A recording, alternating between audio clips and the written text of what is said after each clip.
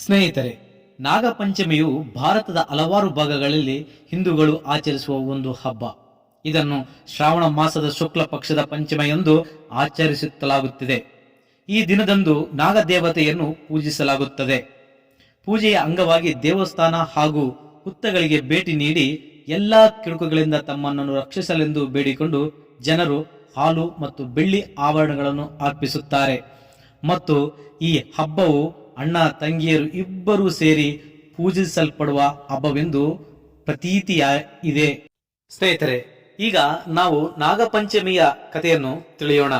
ಜನಮೇಜಯ ಎಂಬ ರಾಜನು ತನ್ನ ತಂದೆಯ ಪರೀಕ್ಷಿತ ರಾಜನ ಸಾವಿಗೆ ಸರ್ಪವೊಂದು ಕಾರಣವೆಂದು ತಿಳಿದು ಭೂಲೋಕದಲ್ಲಿರುವ ಎಲ್ಲಾ ಸರ್ಪಗಳನ್ನು ನಾಶನ ಮಾಡಲು ಸರ್ಪ ಯಜ್ಞಯಾಗವನ್ನು ಆರಂಭಿಸಿರುತ್ತಾನೆ.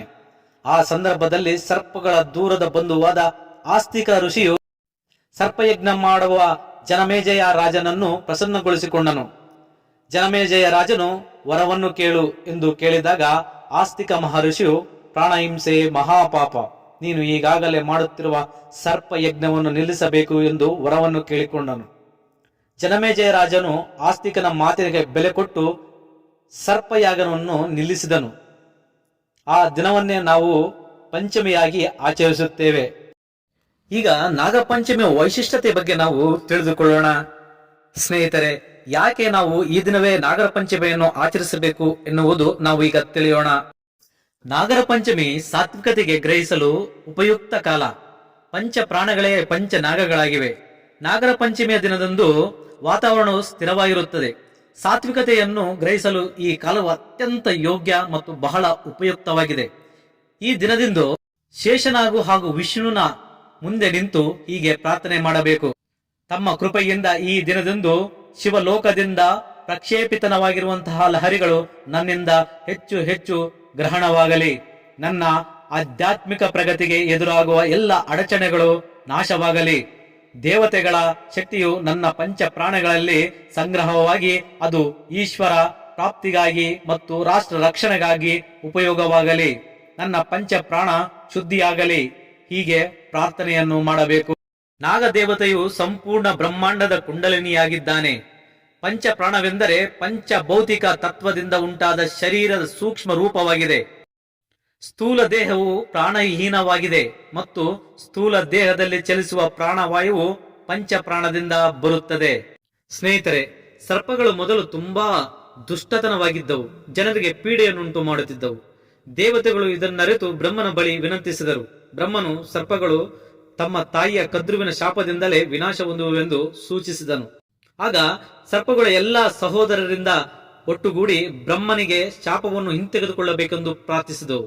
ಅವರ ಅಪರಾಧಿ ಪ್ರಜ್ಞೆ ಪಶ್ಚಾತ್ತಾಪಗಳನ್ನು ಮನಗಂಡ ಬ್ರಹ್ಮನು ಮುಂದೆ ಆಸ್ತಿಕನೆಂಬುವನು ಸರ್ಪಕುಲ ರಕ್ಷಣೆಗಾಗಿ ನಿಲ್ಲುತ್ತಾನೆ ಎಂದು ನುಡಿದನು. ಹಾಗೆ ಹೇಳುತ್ತಾ ಸರ್ಪಗಳು ಅತಲ ವಿತಲ ಪಾತಾಳದಲ್ಲಿ ವಾಸವಾಗಬೇಕೆಂದು ನೋಯದೆ ಕಚ್ಚಬಾರದೆಂದು ಆದೇಶಿಸಿದನು. ಹೀಗಾಗಿ ಸರ್ಪಕುಲಗಳ ಒಗ್ಗಟ್ಟಿನ ಪ್ರಾರ್ಥನೆ, ರಕ್ಷಣೆ ಇವೆರಡೂ ಪ್ರತಿಫಲಿಸಿದ್ದು ನಾಗಪಂಚಮಿಯ ಈ ಶುಭ ದಿನದಂದು. ಹೀಗಾಗಿ ಅವುಗಳಿಗೆ ಈ ದಿನ ಪರಮ ಪ್ರೀತಿಕರವಾಗಿರುವಂತಹ ದಿನವಾಗಿದೆ. ಹಿಂದೆ ಅವುಗಳ ಪೂಜೆ ಮಾಡಬೇಕು.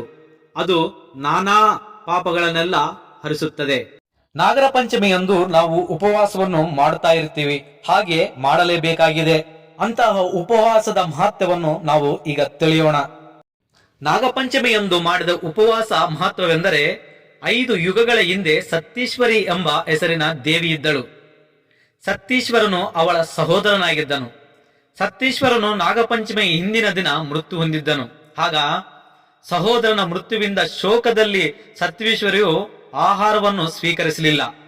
ಆದುದರಿಂದ ಆ ದಿನ ಸ್ತ್ರೀಯರು ಸಹೋದರನ ಹೆಸರಿನಲ್ಲಿ ಉಪವಾಸ ಮಾಡುತ್ತಾರೆ.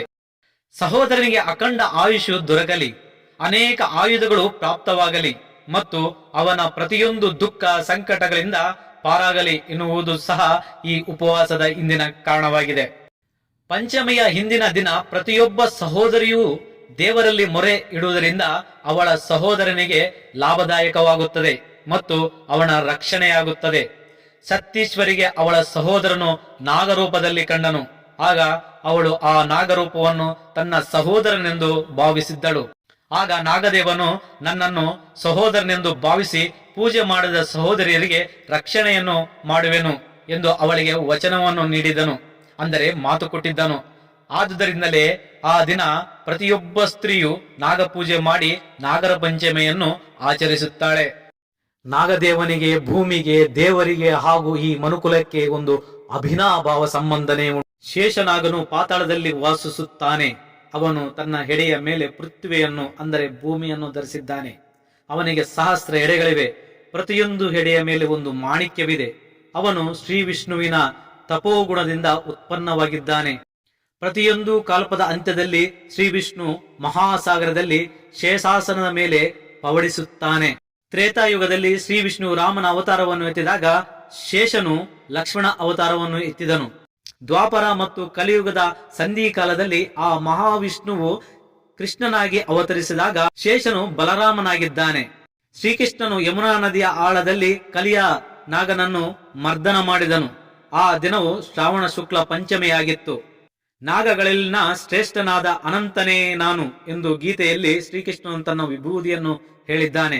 ಅನಂತ, ವಾಸುಕಿ, ಶೇಷ, ಪದ್ಮನಾಭ, ಕಂಬಲ, ಶಂಖಪಾಲ, ಧೃತರಾಷ್ಟ್ರ, ತಕ್ಷಕ ಮತ್ತು ಕಾಲಿಯ ಹೀಗೆ 9 ಜಾತಿಯ ನಾಗಗಳ ಆರಾಧನೆಯನ್ನು ಮಾಡುತ್ತಾರೆ. ಇದರಿಂದ ಸರ್ಪಭಯ ಇರುವುದಿಲ್ಲ ಮತ್ತು ವಿಷದಿಂದ ತೊಂದರೆಯಾಗುವುದಿಲ್ಲ.